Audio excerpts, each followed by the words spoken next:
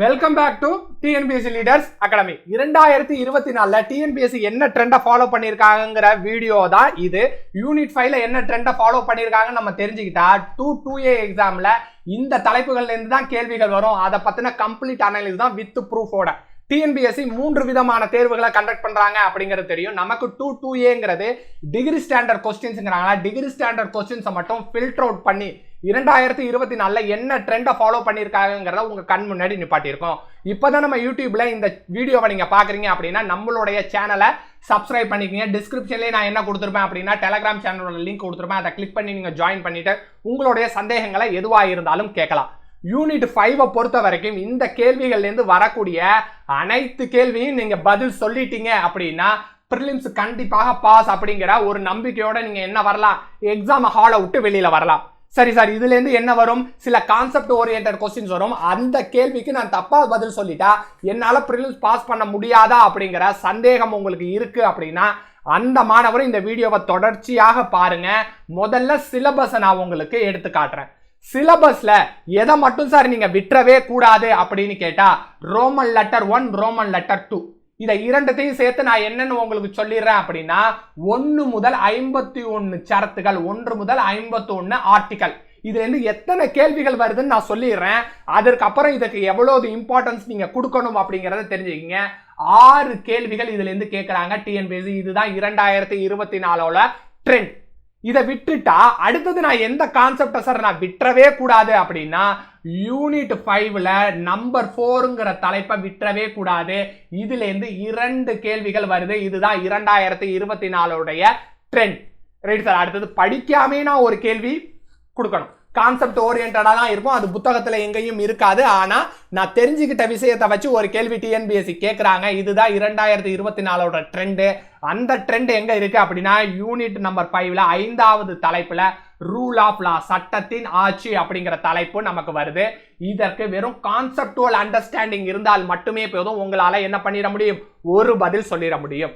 Right sir, இதையும் தாண்டி நான் படிக்கணும். மொத்தம் எத்தனை கேள்விகள் இதுல இருந்து கேட்கறாங்க அப்படின்னா டிகிரி ஸ்டாண்டர்டா இருக்கும்போது 10 கேள்விகள்ல இருந்து 12 கேள்விகள் கேட்கறாங்க. அப்ப நம்ம இந்த 3 ரோமன் லெட்டரை மட்டும் கான்சென்ட்ரேட் பண்ணிட்டு ஒரே ஒரு கேள்விகளை நம்மளுடைய அண்டர்ஸ்டாண்டிங் மூலியமாக பதில் சொல்லும் போது நமக்கு எத்தனை கேள்விகள் உறுதி செய்யப்படுது அப்படின்னா 9 கேள்விகள் உறுதி செய்யப்படுது.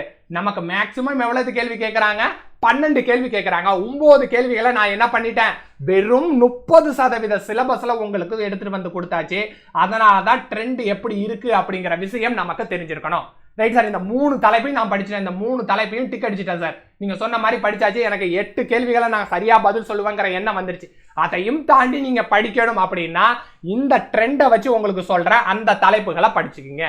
ரைட் சார், அப்ப நீங்க முதல்ல கான்சென்ட்ரேட் பண்ணக்கூடிய தலைப்பா என்ன இருக்கும் அப்படின்னா பஞ்சாயத்து ராஜ் இருக்கும். இந்த பஞ்சாயத்து ராஜ் அப்படிங்கிற கேள்வி நமக்கு ஒண்ணு கண்டிப்பாக வந்துடுது. அது இல்லாம எங்கேருந்து சார் கேள்விகள் வருது அப்படின்னா கரப்ஷன் சம்பந்தப்பட்ட கேள்விகள் இருக்கு. அந்த கேள்விகளை முடிச்சிருங்க. ரைட்டா, கான்செப்ட் ஓரியன்டடுக்கு வரல, எனக்கு கான்செப்ட்லாம் ஒரு அளவுக்கு தெரியும் சார், நான் இந்த கேள்விகள் எல்லாம் நான் பதில் சொல்லிடுவேன் அப்படின்னா வழக்கம் போல நீங்க என்ன பண்ணிடுவீங்க, பாராளுமன்றத்துல வரக்கூடிய கேள்விகளையும் குறிச்சிருவீங்க. அது இல்லாம நம்மளுடைய எக்ஸிகியூட்டிவ்னு சொல்லக்கூடிய அதிகாரிகள் சம்பந்தப்பட்ட கேள்விகளையும் நீங்க குறிச்சிருவீங்க. ரைட்டா, இந்த அதிகாரிகள் சம்பந்தப்பட்ட கேள்வி எனக்கு வராது சார். அதுக்கப்புறம் பாராளுமன்றத்துல என்ன இருக்கு, வெறும் கான்செப்ட் ஓரியன்டா இருக்கு சார், அதுவும் எனக்கு வராது சார் அப்படின்னா நீங்க எதை பண்ண தேவையில்லை, இந்த 2 தலைப்புகளை படிக்க தேவையில்லை. அது இல்லாம ஹைகோர்ட் சம்பந்தப்பட்ட கேள்விகளும் நீங்க படிக்க தேவையில்லை.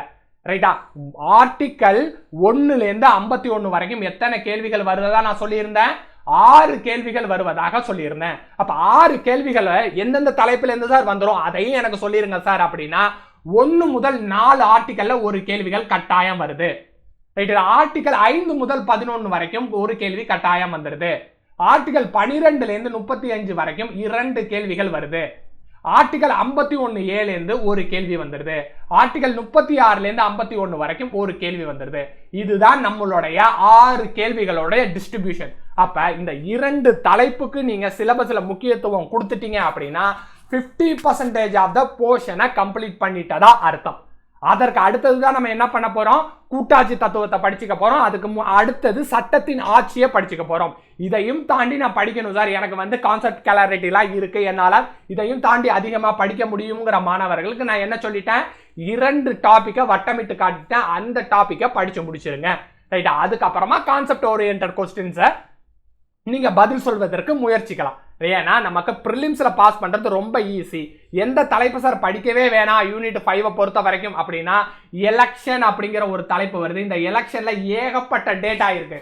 இதுல இருந்து கேள்விகள் 2024 வந்துச்சு அப்படிங்கிறத நம்ம எங்கேயும் அனலைசிஸ் பண்ணும் போதும் நம்ம கண்டுபிடிக்கல. அதனால இந்த எலெக்ஷன் அப்படிங்கிற ஒரு டாபிக்கை நீங்க என்ன பண்ணிடலாம், படிக்காமே விட்டலாம். மற்ற டாபிக் நீங்க உங்களுடைய நேர பொறுத்தலுக்கு போது, உங்களுடைய கான்செப்ட் கிளாரிட்டியை பொறுத்து நீங்க எந்த டாபிக்கை செலக்ட் பண்றது, எந்த டாபிக்கை விடுறதுன்னு முடிவு பண்ணுறீங்க. ரைட் சார், ட்ரெண்டை சொல்லிட்டீங்க, இந்த தலைப்பை படிங்கன்னு சொல்லிட்டீங்க, இந்த தலைப்பை விடுங்கன்னு சொல்லிட்டீங்க. இதற்கு உங்களுடைய ஹெல்ப் எப்படி சார் இருக்கும் அப்படின்னா, 50 நாள் பிளான்ல டிஎன்பிஎஸ்சி பிரிலிம்ஸை பாஸ் பண்றதுக்கு குரூப் 2 2Aக்கு என்ன வேணுமோ அந்த தலைப்பை கம்ப்ளீட் பண்ணி முடிக்க போறோம். இது ஆங்கில வழி மாணவர்களுக்கும் உண்டு, தமிழ் வழி மாணவர்களுக்கும் உண்டு. நோட்ஸும் உண்டு, டெஸ்ட் சீரிஸும் உண்டு. நீங்க எதுல வேணாலும் ஜாயின் பண்ணிக்கலாம். உங்களுடைய வெற்றி 100% என்ன செய்யப்படும் அப்படின்னா உறுதி செய்யப்படும். அதனாலதான் இதை பிரிலிம்ஸ் ஒன்லி அப்படின்னு சொல்லியிருக்கோம். எந்த டாபிக்கு நம்ம இம்பார்ட்டன்ஸ் கொடுக்கணுமோ அதை முதல் 50 நாள்ல முடிச்சிடறோம். லீஸ்ட் இம்பார்ட்டன்ட் அப்படிங்கிற இருக்கக்கூடிய சில தலைப்புகளை நாங்க என்ன பண்ணிடுவோம், மெட்டீரியலும் கொடுத்துருவோம், டெஸ்ட்டையும் கொடுத்துருவோம். அதை நீங்க போட்டு பார்க்கறதா இருந்தா போட்டு பார்க்கலாம். இல்ல அது இல்லாம நீங்க எக்ஸாம் ஹாலுக்கு போனாலும் உங்களுடைய வெற்றி உறுதி செய்யப்படும் அப்படிங்கிற உத்தரவாதத்தை கொடுத்துருவோம். Wish you all the best. Thank you to all.